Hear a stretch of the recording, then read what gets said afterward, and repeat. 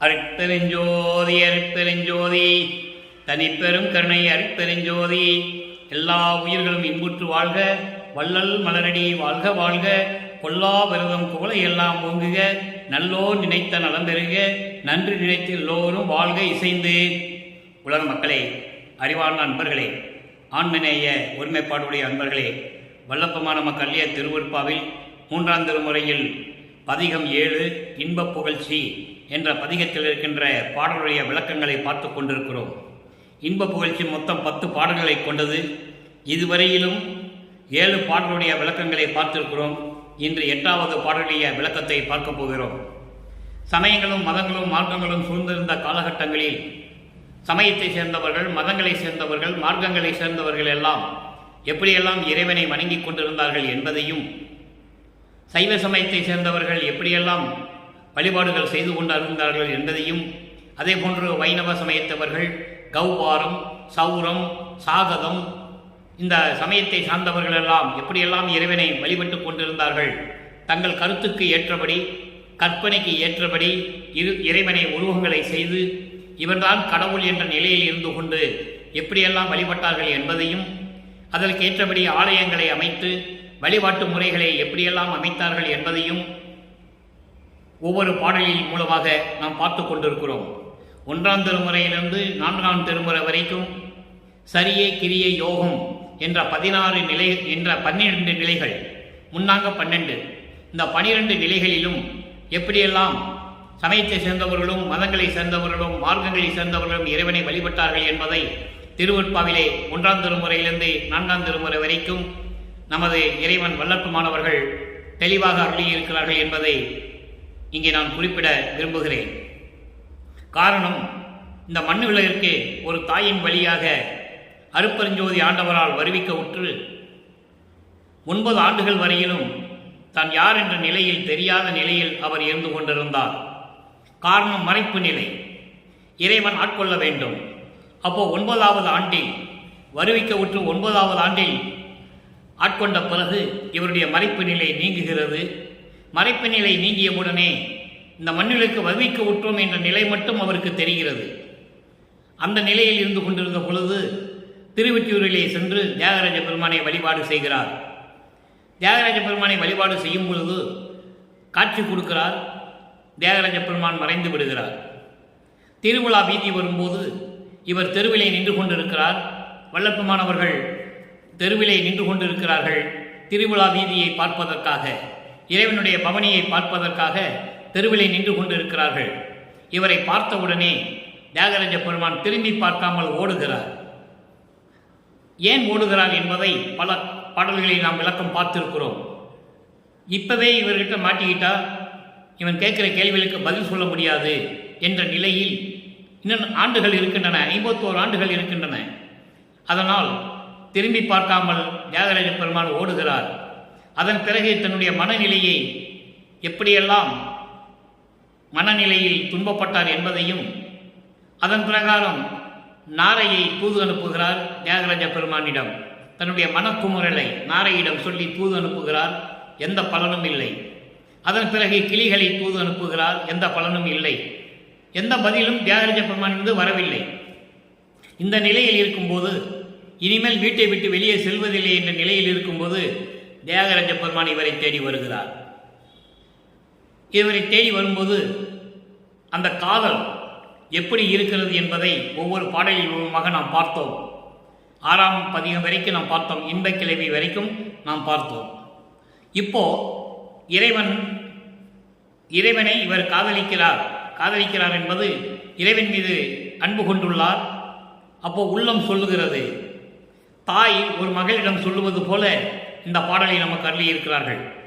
ஒரு தாய் மகளிடம் சொல்லுகிறாள், மகளே, அவனுக்கு ஊரு இல்லை, இருக்க இடம் இல்லை, சொந்த பந்தம் இல்லை, தாய் தந்தை இல்லை, உற்றார் உறவினர் இல்லை, எதுவுமே இல்லாதவனை நீ காதலிக்கிறாயே, அவனை காதலித்து மனம் புரிந்து கொண்டு வாழ்க்கையிலே என்ன பலனை அனுபவிக்கப் போகிறாய் என்று சொல்லி தாய் மகளிடம் சொல்லுவது போல இந்த பாடலை நமக்கு அருளி இருக்கிறார்கள். அதை தான் பார்த்து கொண்டிருக்கிறோம்.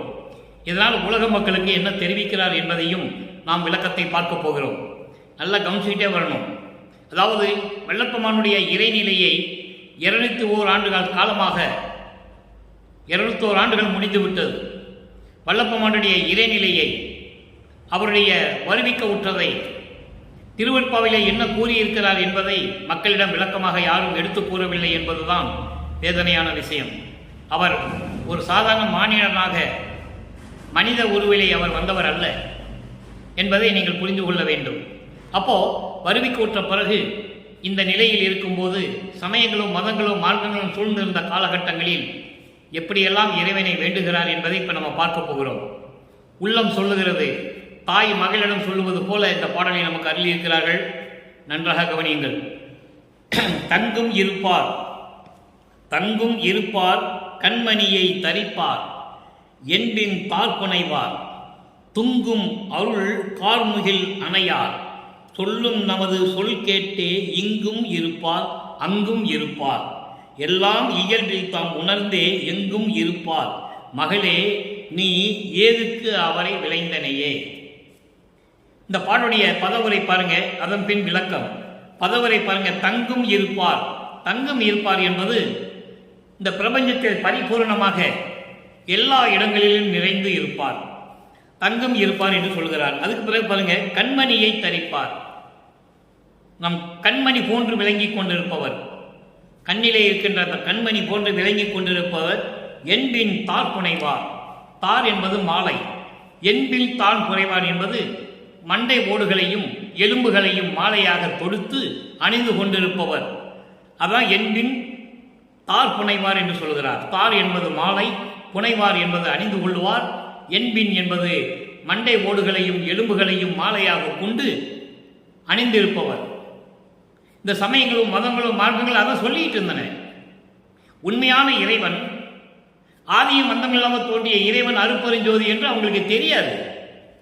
வேதங்களுக்கும் தெரியாது, பதத்தலைவர்களுக்கும் தெரியாது, இந்த பிரபஞ்சத்தில் யாருக்குமே தெரியாது. நல்லா புரிஞ்சுக்கணும் நீங்க. அப்போ இறைவனை உருவகப்படுத்தினார்கள். சிவபெருமான், நடராஜன், தியாகராஜ பெருமான், சொக்கநாதன், மகாலிங்கம், இப்படி சைவ தத்துவத்தை கொண்ட, ஈஸ்வர தத்துவத்தை கொண்ட மூர்த்திகளை பல பெயர்களிட்டு அழைத்துக் கொண்டிருந்தார்கள் என்பதுதான் உண்மை. அதுதான் சத்தியம். திருவெட்பாவிலே வல்லப்பமானவர்களுக்கு தெளிவாக எழுதியிருக்கிறார்கள். விந்து, நாதம், சதாக்கியம், சுத்த வித்தை, ஈஸ்வரம், 5 தத்துவங்களை கொண்டவன் தான் ஈஸ்வர தத்துவத்தை கொண்ட அட்டமூர்த்திகள் என்று சொல்லுவார். திருவடி புகழ்ச்சியிலே சொல்லுவார் அட்டமூர்த்திகள். அப்போ இந்த அட்டமூர்த்திகள் என்றுதான் சொல்லுவார். இவர்களை தான் இறைவன் என்று நினைத்துக் கொண்டு சைவ சமயத்தை சேர்ந்தவர்கள் வழிபட்டுக் கொண்டிருந்தார்கள். அதுபோல வைணவ சமயத்தை சேர்ந்தவர்கள் பிரம்மன், திருமால், இந்திரன், இவர்கள் எல்லாம் வைணவ சமயத்தை சேர்ந்தவர்கள். முருகனை வழிபடுகின்றவர்கள் கௌவார சமயத்தை சேர்ந்தவர்கள், கௌவாரம். காணாபத்தியம் சமயத்தை சேர்ந்தவன் விநாயகன். சௌரம், சூரியனை வழிபடுகிறவர்கள் சௌரம் சமயத்தை சேர்ந்தவர்கள். சாகதம் வந்து சக்தி, அந்த சமயத்தை சேர்ந்தவர். இப்படி சமயங்களை சேர்ந்தவர்களே தான் வழிபட்டுக் கொண்டிருந்தார்கள் என்பது வல்லற்பமான் திருவெட்பாவிலே தெளிவாக இருக்கிறார்கள். பிரபஞ்சத்தின் உண்மைகளை ஒவ்வொரு பாடலிலும் நமக்கு அருளியிருக்கிறார்கள். முருகனை நெற்றிக்கண்ணிலிருந்து கொண்டு வந்தார் சிவபெருமான், உண்மை. இவரே சொல்லுகிறார், வல்லற்பமானே சொல்லுகிறார் திருவெட்பாவிலே. விநாயகனை உருவாக்கியது உண்மை. இறுதியாக சிவபெருமான் நேரடியாக முருகனோடு கலந்து கொள்ளவில்லை. உருவாக்கியதோடு சரி, எந்த நோக்கத்துக்காக உருவாக்கப்பட்டார்களோ அந்த நோக்கம் முடிந்தவுடனே நிறைவடைந்து விட்டது. அவர்களுடைய சமயம் நிறைவடைந்து விட்டது. சக்தியை விநாயகனை எந்த நோக்கத்தில் உருவாக்கினாலோ அந்த நோக்கம் முடிந்தவுடனே சக்தி போய் விநாயகனுடைய 2 கலந்து கொள்ளவில்லை. நீங்க நல்லா புரிஞ்சுக்கணும். அப்போ இந்த சமயங்களும் மார்க்கங்களும் மதங்களும் எப்படியெல்லாம் இறைவனை வழிபட்டுக் கொண்டிருந்தார்கள் என்பதை தெளிவாக வல்லற்பமானவர்கள் நமக்கு எடுத்து கூறியிருக்கிறார்கள். ஆனால் வல்லப்பமானுடைய நிலை அப்படி அல்ல. அருட்பெருஞ்சோதி ஆண்டவரின் ஒரே பிள்ளை, மூத்த பிள்ளை, தலைப்பிள்ளை, குலப்பிள்ளை. குலப்பிள்ளை என்பது சமரச சுத்த சன்மார்க்கத்தின் பிள்ளை. ஒரே பிள்ளைதான். கடைசியில் இறுதியில் இறைவனே வந்து, அருட்பெருஞ்சோதி ஆண்டவரை வந்து மகனோடு 2 கலந்து இறைவன் ஆகிறார்கள், அருட்பெருஞ்சோதி ஆகிறார்கள். அதனால் தான் அருட்பெருஞ்சோதி தான் கடவுள் என்று வல்லற்பமான் கூறினார். அருட்பெருஞ்சோதி என்று சொன்னாலும் ஒன்றுதான், வள்ளற்பெருமான் என்று சொன்னாலும் ஒன்றுதான், இரண்டும் ஒன்றுதான். அந்த நிலையில் இருந்து கொண்டு நீங்கள் பார்க்க வேண்டும். இப்போ துங்கும் பாடல் துங்கும் அருட்கால் முகில் அணையார், புனிதமான கார் மேகங்கள் சூழ்ந்த இந்த மழை எப்படி பெய்யும் அதுபோன்று இருக்கின்றவர்கள். அதுக்கடுத்து எல்லாம் இயல்பில் இயற்கையின் உண்மையின் விளக்கத்திற்கு உட்பட்டு எல்லா இடங்களிலும் நிறைந்து கொண்டிருக்கின்ற இறைவன் என்று பொருள். இப்போ அந்த பாடலுடைய விளக்கம் பாருங்க, தொடர்ச்சியாக சொல்லுகிறேன். பிரபஞ்சம் முழுவதும் பரிபூரணமாக நிறைந்து ஒளி வீசிக் கொண்டிருப்பவர், கண்மணியை போன்றவர், இடுகாட்டிலே அதாவது சுடுகாட்டிலே எரிந்து கொண்டிருக்கின்ற பிணங்களினுடைய எலும்புகளையும் மண்டை ஓடுகளையும் மாலையாக தொடுத்து கொண்டிருப்பவர், மலை போன்று கார் முகில் போன்று மலை போன்று பெய்யக்கூடிய கருணை உள்ளம் கொண்டவர், நாம் சொல்லும் சொல்லை கேட்டு இங்கும் இருப்பார் அங்கும் இருப்பார் எங்கும் நிறைந்து இருப்பார், எல்லா நிலைகளிலும் நிறைந்து இருப்பார், தாம் உணர்ந்து எங்கும் இருப்பார்.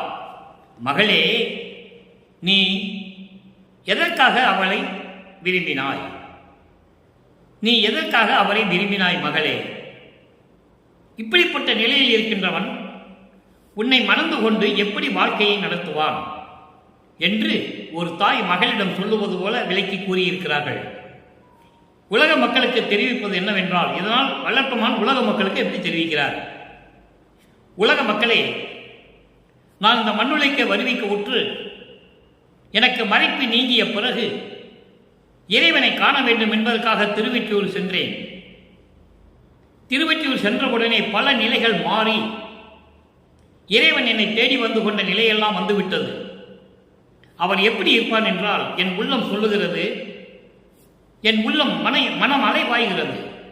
உலக மக்களே, என் மனம் அலை பாய்கிறது, என் உள்ளம் சொல்லுகிறது, மகளாக என்னை ஏற்றுக்கொண்டு என் மீது அன்பு காட்டி என் உள்ளம் என்னிடம் சொல்லுகிறது, அவர் எங்கும் பரிபூரணமாக நிறைந்து கொண்டிருப்பவர், இங்கும் அங்குமாக இருந்து கொண்டிருப்பவர், கார்முகிலே பொழிகின்ற மழை போன்று இருக்கின்றவர், கருணை உடையவர், இப்படியெல்லாம் இருக்கின்றவரை நீ எதற்காக விரும்பினாய் என்று உலக மக்களுக்கு சொல்லுகிறார்.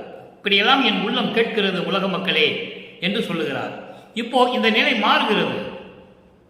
இவரை பார்த்து திருவழியாக ஓடிய தியாகராஜ பெருமான், இவருக்கு காட்சி கொடுத்து மறைந்து கொண்டிருந்த தியாகராஜ பெருமான் ஆண்டுகள் கடந்த உடனே, நிலைகள் மாறிய உடனே இவரை தேடி வருகிறார்.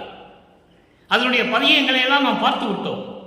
இந்த பதியத்திலே நாம் பார்த்து கொண்டிருப்பது உள்ளம் அவரிடம் கேட்கிறது, இப்படியெல்லாம் நிலையில் இருக்கின்ற இறைவனை நீ காதலித்து மணந்து நீ என்ன பயனை அடையப் போகிறாய் என்று உள்ளம் கேட்கிறது. இதுதான் கான்செப்ட். இப்போ இந்த நிலை மாறுகிறது. சமயங்களும் மதங்களும் மார்க்கங்களும் சூழ்ந்த நிலையில் இருந்த போது மறுபடியும் அருட்பெருஞ்சோதி ஆண்டவர் மகனை ஆட்கொண்டு, மகனை சமயங்களும் மதங்களும் மார்க்கங்களும் தேவையில்லை, அதனால் உனக்கு சுத்த சன்மார்க்கத்தை தருகிறேன், சுத்த சன்மார்க்கத்தை உலக மக்களிடம் நீ பரப்புவாயாக, சுத்த சன்மார்க்கத்தின் தலையான நெறிகளை எல்லாம் மக்களுக்கு சொல்லி இந்த உலக மக்கள் இன்புற்று வாழ வேண்டும் என்பதற்காக உனக்கு எல்லாவர்களையும் தருகிறேன், நீ செயலாற்றுவாயாக என்று சொல்லி மகனிடம் கொடுக்கிறார். அந்த நிலையை பார்க்க போகிறோம். நல்லா கவனிச்சுட்டு வரணும். ஏன்னா சாதியும் மதமும் சமயமும் பொய்யென ஆதியில் உணர்த்தி அருட்பெருஞ்சோதி, சாதியும் மதமும் சமயம் காணா ஆதியானதையாம் அருட்பெருஞ்சோதி. இப்ப இந்த நிலைகள் எல்லாம் மாற வேண்டும். கிரேதயுகம், திரேதயுகம், துவாரயுகம், கலியுகம், 4 யுகங்களிலுமே மதங்களும் மார்க்கங்களும் சமயங்களும் இருந்தன. அது நிலைகள் மாறிவிட்டது. அது எல்லாமே ஒடுக்கப்பட வேண்டும், ஒதுக்கிவிட வேண்டும் என்பதற்காகத்தான், சுத்த சன்மார்க்கத்தை மக்களிடம் கூற வேண்டும் என்பதற்காகத்தான் தன் மகனை ஒரு தாயின் வழியாக இந்த மண்ணுலக்கு வருவிக்க செய்தார் அருட்பெருஞ்சோதி ஆண்டவர் என்பதை நான் பதிவு செய்ய கடமைப்பட்டிருக்கிறேன். இப்போ 6ஆம் திருமுறையில் இந்த நிலைகளுக்கு எப்படியெல்லாம் விளக்கம் இருக்கிறது, சமயங்களிலும் மதங்களிலும் மார்க்கங்களில் இருந்தபோது உலக மக்களுக்கு எப்படி சொன்னார், சுத்த சன்மார்க்கத்தை பெற்ற பிறகு உலக மக்களிடம் எப்படி தெரிவிக்கிறார், இதுதான் இப்போ நம்ம பார்க்க போகிறோம். 6ஆம் திருமுறை 26 பதிகம் தற்போத இழப்பு. தற்போதைய இழப்பு என்பது தன்னுடைய உணர்வை இழந்து போவது. உணர்வு என்பது மனம் அலைபாய்வது. மனம் ஒரு நிலையில் இல்லை. சமயங்களிலும் மதங்களிலும் மார்க்கங்களில் இருந்து கொண்டு சுத்த சன்மார்க்கத்துக்குள்ள வராது. அப்பதான் என்ட்ரி ஆகிறார். அந்த என்ட்ரி ஆகும்போது என்னென்ன நடக்குது? பூரணமாக பெற்ற பிறகு அருளை எப்படியெல்லாம் பெறுகிறார், அதை தான் நம்ம பார்க்க போறோம். அறியும் பிரம்மர் ருத்திரரும் அறிந்து கொள்ள மாட்டாது அலமரவும். ஈது என்ன அதிசயமோ மலத்தில் புழுவில் இழிந்தேனை பொருளாக்கி அருளாம் பொருள் அளிக்க பெற்றனன். இதுவரைக்கும் பார்ப்போம் விளக்கம், அதுக்கப்புறம் பின்னால பார்ப்போம். இப்போ அரி பிரம்மர் ருத்திரனும் அறிந்து கொள்ள மாட்டாது, பிரம்மனும் திருமாலும் ருத்திரனும் அறிந்து கொள்ள முடியாமல். இறைவன் யாருன்னு அவங்களுக்கு தெரியாது. இறைவனுடைய அருள் வல்லமை என்ன அவனுக்கு தெரியாது. 3 பேருக்குமே தெரியாது. இவர்களெல்லாம் பதத்தலைவர்கள், அருட்பெருஞ்சோதி ஆண்டவரால் உருவாக்கப்பட்டவர்கள். அதன் பிறகு இவர்கள் இறைவனை அறிய மாட்டாது அலமரவும்னா தேடி தேடி அலைகிறாங்க. தேடி தேடி அலைஞ்சி கண்ணில் நீர் வலிந்து அழுது புலம்பி கதறுகிறார்கள், இறைவனை பார்க்க முடியவில்லையே என்று. நல்லா கவனிக்கணும் நீங்க. அரி பிரம்ம ருத்திரனும் அறிந்து கொள்ள மாட்டாது, அறிந்து கொள்ள முடியாமல், இறைவனை தெரிந்து கொள்ள முடியாமல், இறைவனை பார்க்க முடியாமல் அலமரவும்னா தேடி தேடி அலைஞ்சி கண்களில் நீர் தழும்பி அழுது புரண்டு கதறுகிறார்கள். என்ன அதிசயமோ தெரியவில்லை. மலத்தில் பூத்த புழுவாக இருந்த எண்ணெய், மலத்தில் புழு எவ்வளவு இழிந்த நிலையில் இருக்கும், அது போன்று இழிந்த நிலையில் இருந்த எண்ணெய். இழிந்த நிலை என்பது சமயங்களிலும் மதங்களிலும் மார்க்கங்களில் இருந்த போது நான் எப்படியெல்லாம் இருந்தேன் அதையெல்லாம் மனதில் கொள்ளாமல் எனக்கு சமரச சுத்த சன்மார்க்கத்தை கொடுத்து பொருளாக்கி என்னையும் ஒரு ஆளாக்கி என்னையும் மகன் என்ற ஒரு நிலையில் வைத்துக்கொண்டு அருளாம் பொருள் அளிக்க பெற்றனன். அவருடைய அருளாம் பொருள் அளிக்க பெற்றனன் என்பது எல்லா செல்வங்களையும் பெற்றுவிட்டேன். செல்வங்கள் என்பது உத்வேகத்தை பெற்றது, மரணமில்லா பெருவாழ்வை பெற்றது, சாகா கல்வியை கற்றுக்கொண்டது, தத்துவங்களை கடந்தது. அருட்பெருஞ்சோதி அட்டகத்திலே சொல்லுவார், தத்துவங்கள் அனைத்தும் தனித்தனியாக கடந்தேன், தத்துவாதீத மேல்நிலையில் சித்தியில் முழுதும் தெரிந்தேன், அவை மேல் சிவநிலை தெரிந்திட சென்றேன். முன்னாங்க 12 நிலை, சரிய கிரிய யோகம் முன்னாங்க 12 நிலை வரைக்கும் தான் தத்துவங்களை கடந்தெல்லாம் போனது அவரு. அதுக்கப்புறம் சிவநிலை தெரிந்திட சென்றேன். மக்களிடம் யாரும் சொல்லவில்லை. அவர் திருவற்றியில் போனாரு, 6 மாசம் இல்லாமல் போயிட்டாரு, எங்க போனாருன்னு தெரியாது. இப்படிதான் பேசிட்டு இருக்காங்க. இன்னும் ரூமுக்குள்ள போனாரு, மறைஞ்சுக்கிட்டாரு, ரூமை சாத்திக்கிட்டாரு, எங்க போனாருன்னு தெரியல. அவங்களுக்கு தெரியல, விளக்கம் தெரியல. அவர் அங்கே இருக்காரு சிவநிலையில், 16வது நிலையில் இருந்து கொண்டு சிவஞான வெளியின் பேர் அதுக்கு. அதான் ஞானத்தில் ஞானம். அந்த நிலையில் இருந்து கொண்டு பிரபஞ்சத்தை இயக்கி கொண்டு இருக்கிறார். அதை சொல்றதுக்கு அவங்களுக்கு மனசு இல்லை. மயக்க பிடிச்சி என்ன வேணா பேசலாம், ஆனா இறைவனை பற்றி பேசணுமே.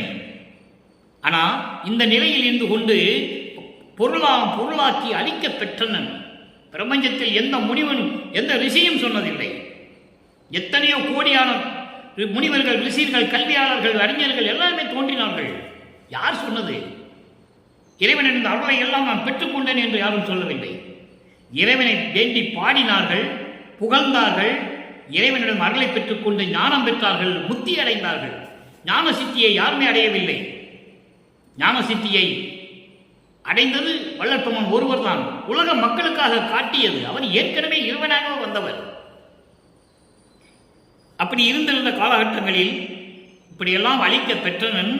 இப்புதுமை, இந்த அதிசயத்தை பிறர் அறியாது உரிமை பெற இருப்போம் என உள்ளிருந்த என்னை, இந்த அதிசயத்தை, இந்த அதிசயங்களை நான் எப்படி இறைவனிடம் அருளையெல்லாம் பெற்றுக்கொண்டேன் என்ற அதிசயங்களை பிறரிடம் சொல்லாது முழுமையாக பெற்ற பிறகு பிரபஞ்சத்தின் வெற்றியாக சொல்லலாம் என்று இருந்த பொழுது வீட்டுக்குள் இருந்த என்னை இழுத்து தெருவில கொண்டு வந்து விட்டு விட்டாய்.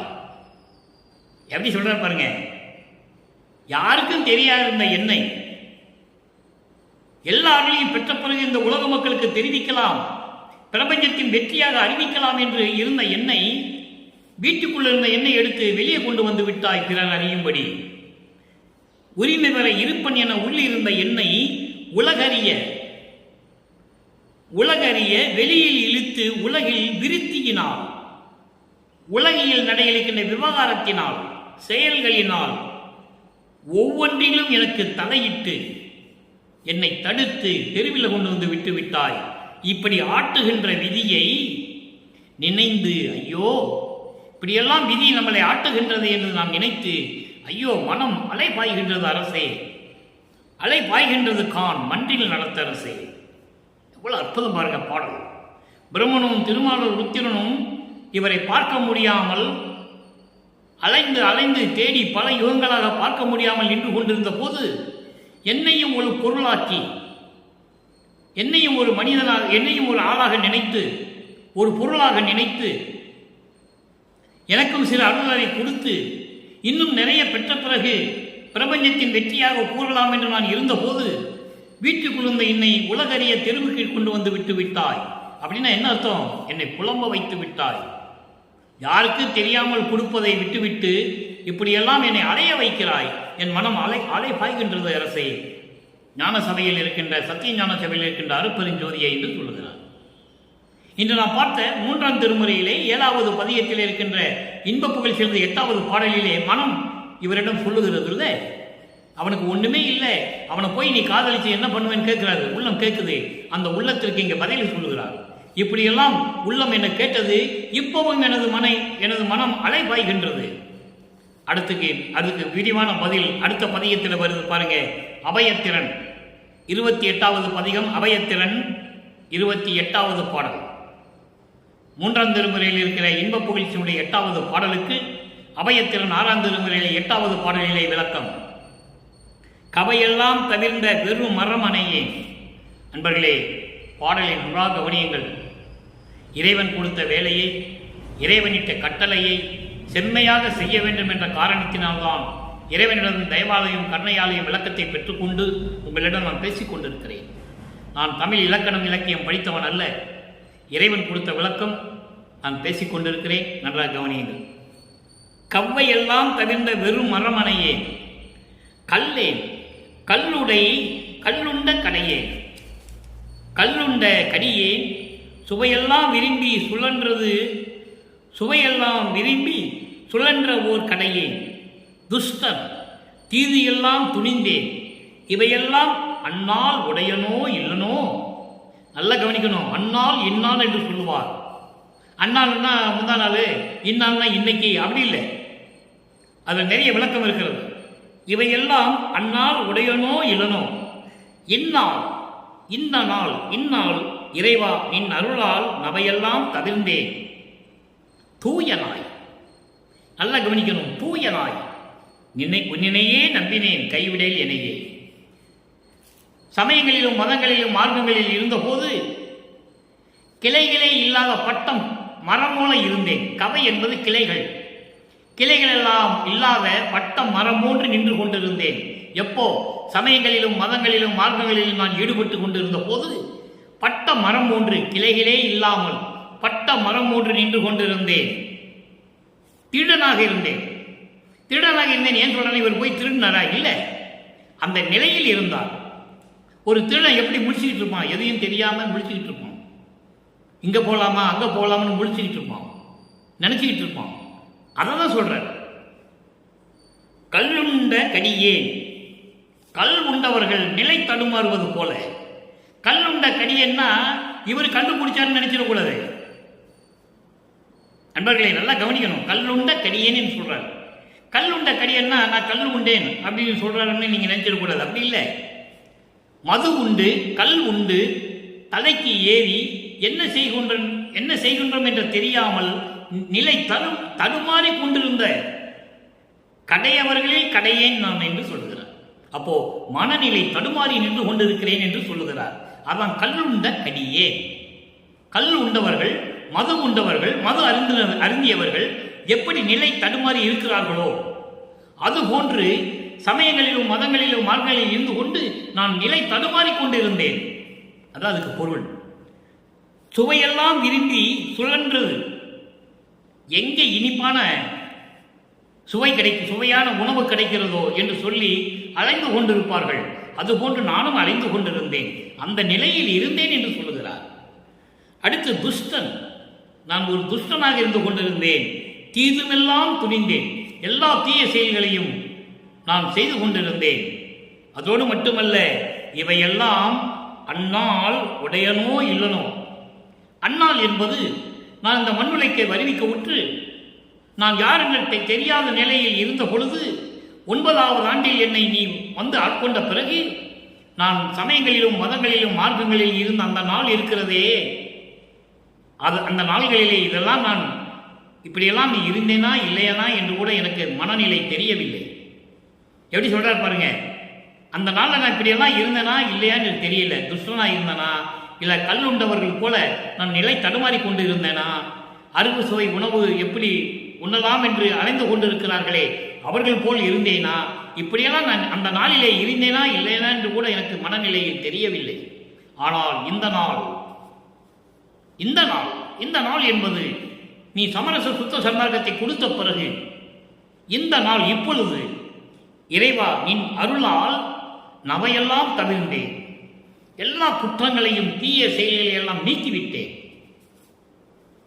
அற்புதமான ஒரு நிகழ்வு இது அன்பர்களே. அப்போ சமரச சுத்த சன்மார்க்கத்தின் முக்கியத்தை நீங்கள் புரிந்து கொள்ள வேண்டும். இதெல்லாம் ஏன் மக்களுக்காக நமக்கு சொல்லுகிறார் என்றால், உலக மக்களெல்லாம் சமரச சுத்த சன்மார்க்கத்தில் இருந்து கொண்டு வாழ்க்கையில் எல்லா இன்பங்களையும் பெற வேண்டும் என்பதற்காகத்தான் வல்லற்பமானவர்கள் இந்த பாடலையெல்லாம் நம் கருளி இருக்கிறார்கள் என்பதுதான் உண்மை, அதுதான் சத்தியம். அப்போ இந்த குற்றங்களையெல்லாம் இப்போ நான் நீக்கிவிட்டேன் இந்த நாளில். அந்த நாளில் நான் இப்படி இருந்தேன் என்றெல்லாம், அந்த நாள் என்பது சமயங்களிலும் மதங்களிலும் மார்க்கங்களிலும் இருந்தபோது நான் அந்த இப்படியெல்லாம் இருந்தேன் என்ற நிலையை எனக்கு இருந்ததா இல்லையா என்று கூட எனக்கு தெரியாது. ஆனால் இந்த நாள் சமரச சுத்த சன்மார்க்கத்தை பெற்ற பிறகு உன்னுடைய அருளால், நின் அருளால் நவையெல்லாம் தவிர்ந்தேன், எல்லா குற்றங்களையும் தீய குணங்களையும் பழி சுமைத்த அத்தனை இயல்பான செயல்களை எல்லாம் நான் நீக்கிவிட்டேன். எனினும் இருந்தாலும் உன்னையே நம்பினேன், கைவிடேல் என்னையே. உன்னை நம்பி நான் வந்து விட்டேன், என்னை கைவிட்டு விடாதே என் அப்பனை, என் தந்தையே, என் அருட்பெருஞ்சோதியே என்று சொல்லுகிறார். அடுத்து 3வது ஒரு நிலைக்கு ஒரு விளக்கம். 3ஆம் திருமுறையே, அதாவது 3ஆம் திருமுறையிலே இருக்கின்ற ஒரு அந்த 8வது பாடலுக்கு இங்கு ஒரு விளக்கம். அருள் விளக்க மாலை 37வது பதிகம் அருள் விளக்க மாலையில் 8வது பாடலில் இருக்கிறது. அங்கே இருக்கின்ற 8வது பாடலுக்கு இங்கே பூரணமான விளக்கம் இருக்கிறது அருள் விளக்க மாலையிலே. அங்கே சமயங்களிலும் மதங்களிலும் மார்களில் சார்ந்து இருந்த போது ஏன் அங்கே சார்ந்து இருந்தார் என்பதுதான் மிகவும் முக்கியமான விஷயம். ஏன்னா தன் மகனை அங்கே இருந்துதான் கொண்டு வருகிறார். நல்லா புரிஞ்சுக்கணும். நீங்க ஒரு ஆள் வந்து ஒரு விஷயத்தை சொல்லணும்னா அந்த சம்பந்தப்பட்ட விஷயங்களில் ஈடுபட்டு அதை அனுபவித்து சொல்ல வேண்டும். அந்த நிலைதான் இங்கே. சமயங்களும் மதங்களும் மார்களும் பொய்யின் சொல்லணும். அப்போ பொய்யின் சொல்லும்போது அங்கே இருக்கணும். அந்த நிலையில்தான் தன் மகனை இருக்க செய்தார் அருட்பெருஞ்சோதி ஆண்டவர் என்பதை இங்கே நான் பதிவு செய்ய கடமைப்பட்டு இருக்கிறேன். அடுத்து பாடல் பாருங்க. கதிக்கு வழிகாட்டுகின்ற கண்ணே. 1ஆம் திருமுறையிலிருந்து 4ஆம் திருமுறைக்கு இதெல்லாம் சொல்லவே மாட்டேன். ஏன்னா அது நிலைகள் வேறு. 12 நிலைகளுக்குள் இருந்தது. சரிய கிரிய யோகம் 12 நிலைகளுக்குள் இருந்த நிலை அது. ஞான சரியிலிருந்து தான் சுத்த சன்மார்க்கம் தொடங்குகிறது. ஞான சரியை என்பது மரணமில்லா பெருவாழ்வு. அதனால தான் வல்லற்பமானவர்கள் ஞான சரியை படிக்க சொன்னார். நல்லா கவனிக்கணும். நீங்க திருவிற்பாவை எது வேணா படிக்கலாம். 1ஆம் திருமுறையிலிருந்து 6ஆம் திருமுறை வரைக்கும் படிக்கலாம், தப்பில்லை, தவறில்லை. ஆனால் கண்டிப்பாக ஞான சரியை படிக்க வேண்டும். அந்த சித்தி வளாகத்தில் இருக்கின்ற தன்னுடைய அறையில் இருந்த விளக்கை வெளியே எடுத்து வைத்து, இதில் அருட்பெருஞ்சோதி ஆண்டவர் இருக்கிறார், நீங்கள் அவரை ஆராதனை செய்து கொண்டிருங்கள், காலம் இல்லை, இறைவன் வருகின்ற நேரம் வந்துவிட்டது, ஞான சரியை படியுங்கள் என்று சொன்னார். நீ நல்லா புரிஞ்சுக்கணும். கதிக்கு வழிகாட்டுகின்ற கண்ணே. கதி என்பது உலகிலே சொல்வார்கள் மோட்ச நிலை, மோட்ச வீடு அப்படின்லாம் சொல்வார்கள். இங்கே கடவுள் நிலைக்கு வழிகாட்டுகின்ற கண்ணே, என் கண்ணில் கலந்த மணியே, மணியில் கலந்த கதிர் ஒளியே. கதிர் ஒளி என்பது அருட்பெருஞ்சோதி.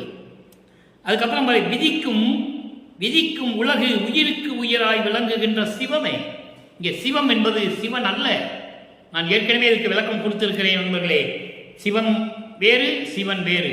ஞானம் வேறு, மெஞ்ஞானம் வேறு. அறிவு வேறு, மெஞ்ஞான அறிவு வேறு. நல்லா புரிஞ்சுக்கணும் நீங்க. இங்கே சிவமே என்பது அருட்பெருஞ்சோதி. விதிக்கும் உலக உயிருக்கு உயிராய் விளங்குகின்ற சிவமே. உலகில் படைக்கப்பட்ட, விதிக்கும் என்பது படைக்கப்பட்ட, உலகில் படைக்கப்பட்ட அத்தனை உயிர்களுக்கும் உயிருக்கு உயிராய் விளங்கிக் கொண்டிருக்கின்ற அருட்பெருஞ்சோதியே. மெய் உணர்ந்தோர் கையகத்தை விளங்கிய தீங்கனியே. மெய் உணர்ந்தோர் சொல்லிட்டாரா? மெய் உணர்ந்தோர் என்பது இயற்கையின் உண்மை விளக்கத்தை உணர்ந்தவர்கள். அப்படி உணர்ந்தவர்களுடைய உள்ளங்கையிலே, கையகம் என்பது உள்ளங்கையிலே, உள்ளங்கையிலே கிடைத்த தீங்கனியே, சுவையான கனி போன்ற இறைவனே என்று சொல்கிறார். அடுத்து பாருங்க, மதிக்கும் மதிக்கிய அப்புறம் போய் விளங்கும் தனி நிலையே. மதிக்கும் மதிக்கு அப்புறம் போய் வயங்கும் தனி நிலையே. மெஞ்ஞான அறிவை சொல்லிட்டாரா? மதிக்கும் மதிக்கு அப்புறம் போய், அறிவுக்கு மட்டும் இல்லை, அறிவுக்கு அறிவாய். நிறைய இடங்களில் சொல்லுவார். 6ஆம் திருமுறையிலே அறிவுக்கு அறிவாய் விளங்கிய இறைவன் என்று சொல்லுவார். அதான் மெய்யறிவு. அறிவு வேறு, மெய்யறிவு வேறு. ஞானம் வேறு, மெஞ்ஞானம் வேறு. சிவன் வேறு, சிவம் வேறு, மெய் சிவம். இப்போ மதிக்கும் மதி அப்புறமாய் அறிவுக்கு அறிவாக விளங்கிக் கொண்டு மெய் அறிவோடு விளங்கிக் கொண்டிருக்கின்ற தனி நிலையே. தனி நிலையே என்று சொல்கிறார். தனி கடவுளே. அப்போ சமரச சுத்த சன்மார்க்கம் தனி மார்க்கம். அதனுடைய இறைவன் தனி இறைவன். யாரிடம் ஒப்பிட முடியாது. சிவனோடையோ பிரம்மனோடையோ நடராஜனுடைய ஒப்பிட முடியாத அருட்பெருஞ்சோதியை. அருட்பெருஞ்சோதி தனி இறைவன், தனி மார்க்கம், சமரச சுத்த சன்மார்க்கம். அப்படி இருக்கின்ற தனி நிலையே மறைமுடி ஆகம முடி மேல் விளங்கும் இன்ப நிறைவே. மறைகளுக்கும் ஆகம நூல்களுக்கும், மறைகள் என்பது வேதங்கள், வேதங்கள் என்பது ரிக்வேதம், யசுர்வேதம், சாமவேதம், அதர்வன வேதம், 4 வேதங்களும் ஆகம நூல்கள், சிவநெறி நூல்களுக்கும் மேல் விளங்கிக் கொண்டிருக்கின்ற இன்ப நிறைவே. பரிபூரணமாக விளங்கிக் கொண்டிருக்கின்ற இறைவனை துதிக்கும் அன்பர் தொழ, துதிக்கும் அன்பர் தொழ பொதுவில் நடம்புரியும் அரசே. துதிக்கும் அன்பர்கள் யார்? சமரச சுத்த சன்மார்க்கத்தை சேர்ந்த அன்பர்கள். சமரச சுத்த சன்மார்க்கத்தை சேர்ந்தவர்கள் எல்லாம் புலையும் கொலையும் தவிர்க்க முடியும். சமரச சுத்த சன்மார்க்கத்தை சேர்ந்தவர்கள் ஜீவகான்ய ஒழுக்கத்தில் இருக்க முடியும். ஜீவகான்யம் வேறு, ஜீவகான்ய ஒழுக்கம் வேறு. அதனால்தான் இறைவன் ஜீவகான்ய ஒழுக்கம் என்று வைத்தார். ஜீவகான்ய ஒழுக்கமே மோட்ச வீட்டின் திறவுகோல்.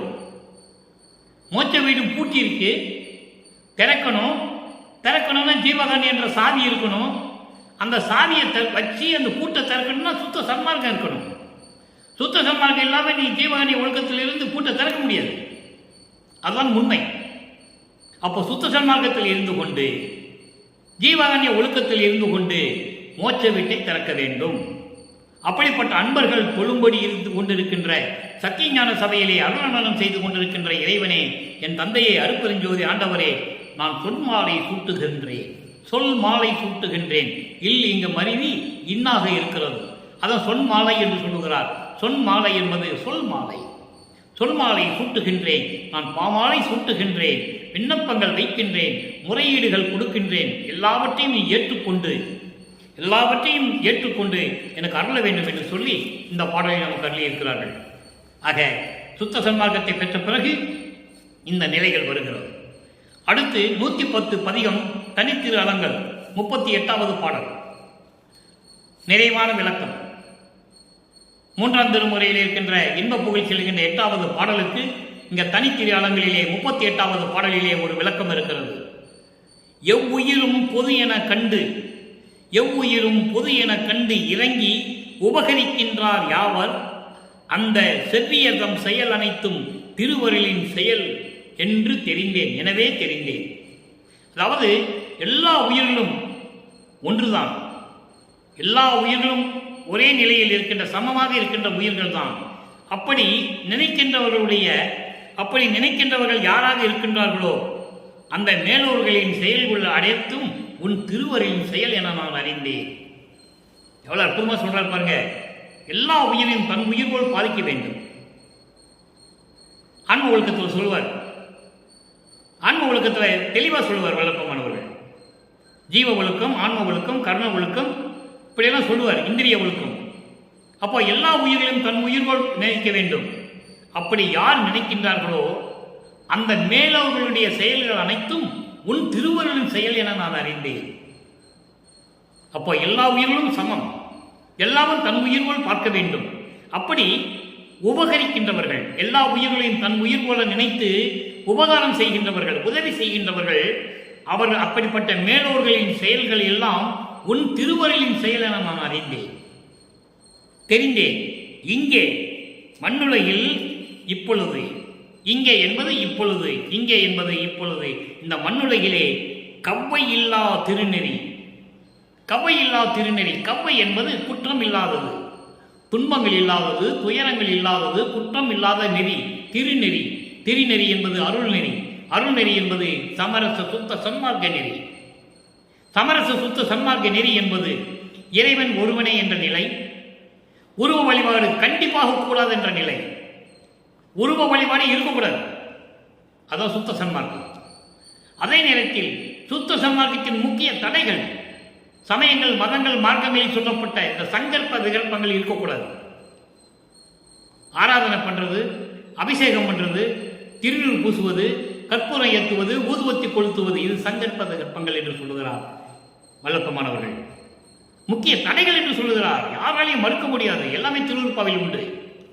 அப்போ சுத்த சன்மார்க்கத்தையும் இந்த சமயங்களை போட்டு உழப்பிக்கிட்டு இருக்கக்கூடாது, ஒன்னோட ஒன்று பின்னிட்டு இருக்கக்கூடாது.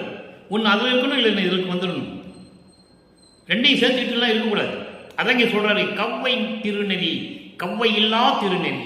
கவ்வை இல்லா திருநெறி என்பது குற்றமில்லாத அருள் நெறி கொண்ட சமரச சுத்த சன்மார்க்க நெறி. அத்திருவாளர் தமக்கு, அந்த திருவாளர்களுக்கு, சமரச சுத்த சன்மார்க்க நெறியில் இருக்கின்ற திருவாளர்களுக்கு, சாதுக்களுக்கு, அன்பர்களுக்கு ஏவல் கழிப்பாய் செய்ய, அவர் மனசு அவங்களுக்கு தொண்டு செய்யணும்னு நினைக்குதான். எவ்வளவு அற்புதம் பாருங்க, கடவுளே சொல்றாருங்க, நம்மளை படைத்த கடவுள் சொல்லுகிறார் வல்லற்பமானவர்கள். 5 தொழில்களையும் படித்துக் கொண்டு இன்று பிரபஞ்சத்தை இயக்கிக் கொண்டிருக்கின்ற நமது இறைவன் வல்லற்பமானவர்கள். நீங்க உடனே குழப்பாயிடக்கூடாது. அருப்பறிஞ்சார்ந்தவர் இறைவன் சொல்றமே, வள்ளலார்ப்பமான இறைவன் சொல்றமே எப்படின்னு, 2 பேரும் ஒண்ணுதான், 2 பேரும் ஒண்ணுதான். தனித்தனியா சொல்றது கூட நல்லா இருக்காது. இறைவன் தான் வல்லப்பமானம், அருப்பறிஞ்சோதி ஆண்டவர் தான். அருப்பறிஞ்சோதி ஆண்டவர் வல்லப்பமான சொல்லணும், பிரிச்சு சொல்லிட்டாங்க. 2 பேரும் ஒண்ணுதான். அதனால்தான் ஒரே இறைவனா இருக்கணும் தான் அருப்பறிஞ்சாண்டவர் மகனோட 2 கலந்து இறைவனாகிறார்கள். ஒளியில மறையில ரூபு பூட்டிக்கிட்டு எல்லாம் போகல, மறைஞ்சிட்டாரு. எங்க மறைஞ்சாரு? மறையில. அருப்பறிஞ்சாண்டவர் மகனோட சேர்ந்து அருப்பறிஞ்சோதி ஆகிறாங்க, இறைவனாகிறார்கள். இதான் இப்படிதான் சொல்லணும் மக்கள்கிட்ட. மறைஞ்சாருன்னே சொன்னாங்க, கதவு பூட்டிட்டு மறைஞ்சிட்டாரு, எங்கேயோ போயிட்டாருன்னு சொன்னார்களே தவிர இறைவனாகிவிட்டார், சித்தி வளாகத்தில் இருந்து கொண்டுதான் பிரபஞ்சத்தை இயக்கிக் கொண்டிருக்கிறேன் என்று வல்லப்பமன் சொல்லுகிறார். எனக்கு பிரம்மன் உலகம் வேண்டேன், ருத்திரன் வாழ்வு வேண்டேன், திருமால் வாழ்வு வேண்டேன் என்று சொல்லுகிறார். அப்படின்னு என்ன அர்த்தம்? நான் குடிசைக்குள்ள இருந்துகிட்டே இந்த பிரச்சனையை, இந்த பிரபஞ்சத்தை என்னால் இயக்க முடியும் என்று சொல்லுகிறார். அப்படி இயக்கிக் கொண்டிருக்கிறவர் தான் நமது இறைவன் வல்லப்பமானவர்கள். அப்படி சுத்த சன்மார்க்கத்தில் குற்றம் இல்லாத அருள் நெறி கொண்ட சுத்த சன்மார்க்கத்தில் இருக்கின்ற திருவாளர்களுக்கு, அவர்களுக்கு நான் பணி செய்ய இந்த மனம் ஏங்குகிறது என்று சொல்லுகிறார். ஏவல் செய்ய, நான் தொண்டு செய்வதற்கு ஏவல் கழிப்பில் செய்ய ஒவ்வியது. ஒவ்வியது என்றால் என் மனம் இடம் கொடுக்கிறது, ஒத்து போகிறது. ஒவ்வியது என்றால் ஒத்து போவது. அப்போ சுத்த சன்மார்க்கத்திற்கு நான் அருளை கொடுப்பேன் என்று சொல்லுகிறார். அதைதான் உத்தரஞான சிதம்பரமாளிலே சொல்லுவார், ஒத்தாரையும் இழிந்தாரையும் நேர்கண்டு. இப்போ சத்தியஞான சிதம்பரங்கள்லாம் எல்லாமே சுத்த சன்மார்க்கத்தை சேர்ந்து சொல்ல முடியாது இல்லை, அதை தான் சொல்றாரு. ஒத்தாரையும் இழிந்தாரையும் என்று சொல்லுகிறார். இழிந்தார் என்பது சுத்த சன்மார்க்கத்தை சேராதவர்கள். இவங்களையெல்லாம் நேர்கண்டு உவக்க ஒத்தாருக்கு வாழ்வளிப்பது உத்தரஞான சிதம்பரமே. அப்ப இழிந்தாருக்கு என்ன வரும்? பரிகாரம் தான் கிடைக்கும். அதனால வல்லப்பமன் சொல்லுகிறார், சுத்த சன்மார்க்கத்துக்கு வாங்கன்னு சொல்றார். இதான் கான்செப்ட். ஒவ்வியது என் கருத்தவர் சீர் ஓதிட, என் கருத்தவர் சுத்த சன்மார்க்கத்தை சேர்ந்த என் குலத்தை சேர்ந்தவர்கள், என் பிள்ளைகள், என் உள்ளத்தில் இடம் பிடித்தவர்களுடைய புகழை கொள்வதற்கு என் வாய் மிகவும் ஊர்வதாலோ என் மனம் நாடுகிறது. எவ்வளவு அற்புதம் பாருங்க. சுத்த சன்மார்க்கத்தை சேர்ந்தவர்களுக்கு அருள் செய்வதற்கு நான் தயாராக இருக்கிறேன். என் மனம் ஒத்துக்கொள்ளுகிறது. அவர்கள் புகழை பாடுவதற்கு, அவர்களுடைய பெருமையை சொல்லுவதற்கு என் வாய் மிகவும் ஊர்வதாலோ என் உள்ளம் மகிழ்ந்து கொண்டிருக்கிறது என்று சொல்லுகிறார். எனவே உலக மக்களே, வாருங்கள் சமரச சுத்த சன்மார்க்கத்திற்கு. இறைவனை அருளை பெற்றுக் கொள்ளுங்கள். இறைவனுடைய அருளை பெற்றுக் கொள்ளுங்கள். மனம் பூரிப்பாக இருக்கும், பேரின்பமாக இருக்கும், மகிழ்ச்சியாக இருக்கும். அந்த நிலையில் இருந்து கொண்டு நீங்கள் இறைவனை வழிபட வேண்டும். இறுதியாக அன்பர்களே, ஒரே ஒரு விளக்கம். நேரம் கடந்து கொண்டிருக்கிறது. மெய்யருள் வியப்பு 112வது பதிகம் 88வது பாடல். நல்ல பாடலை கவனிங்க. மணியே, மணி போன்ற இறைவனே, நின்னை பொதுவில் கண்ட மனிதர் தேவரே. உன்னை சத்திய ஞான சபையில் வணங்குகின்ற மனிதர்கள் எல்லாம் தேவர்களாகி விடுவார்கள். அவர்கள் தான் தேவர்கள். அந்த தகுதி இருந்தால்தான் உன்னை சத்திய ஞான சபையில் அவர்கள் வணங்க முடியும். தெளிவாக சொல்றாங்க. நல்லா புரிஞ்சுக்கணும் நீங்க. ஆனால் அதே நேரத்தில் மனிதர்கள் கண்பட்ட புல்லும் மரமும் தேவரே. சமரச சுத்த சன்மார்க்கத்தை சேர்ந்த மனிதர்கள் சத்தியஞான சபையில் உன்னை பார்த்து விட்டால் அவர்கள் தேவர்களாகி விடுவார்கள். தேவர்களாகி விடுவார்கள் என்றால் அருளை பெற்றுக் கொள்வார்கள் முன்னிடமிருந்து. ஆனால் அதே மனிதர்கள் கண்ணில் பட்ட புல்லும் மரமும் தேவரே. புல்லு மரம்னா என்ன? அருகம்புல்ல கும்பிடுறது, அருகம்புல்ல கும்பிடுறது. அப்புறம் என்னென்ன புல் இருக்கோ சாணியில் சொருவி கும்பிடுறது. அதுக்கப்புறம் மரங்களை கும்பிடுறது. வேப்ப மரம்,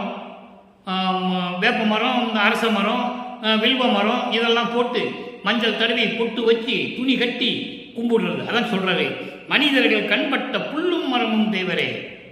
அவர்களை வழிபட்டு கொண்டிருக்கிறார்கள். யாரு?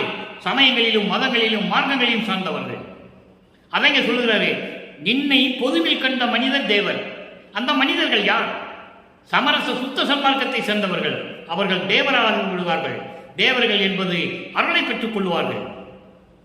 சமயங்களிலும் மதங்களிலும் மார்க்கங்களில் இருந்து கொண்டு உன்னை வழிபட்டால் புல்லும் மரத்தையும் வழிபாடுகிறார்களே, எப்படி வாழ்க்கையில் அவர்கள் இன்பத்தை பெற முடியும்?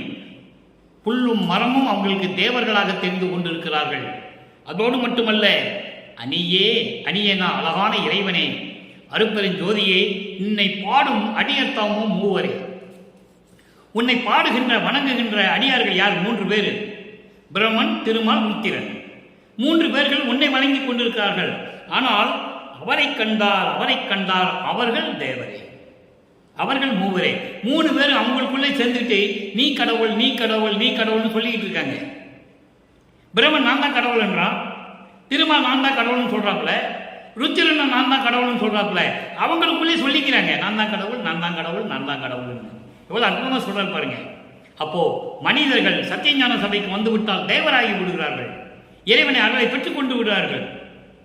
சுத்த சன்மார்க்கத்தில் இருந்து கொண்டு சத்தியஞான சபைக்கு வந்தால் இறைவனுடைய அருளை பெற்றுக்கொண்டு தேவராகி விடுகிறார்கள், தேவர்களாகி விடுகிறார்கள்.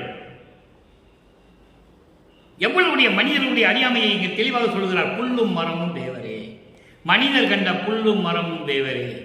புல்லு அருகம்புல்லையும் மரங்களையும் கும்பிட்டுக்கிட்டு இருக்கமே, எப்படி இன்பங்களை பெற முடியும்?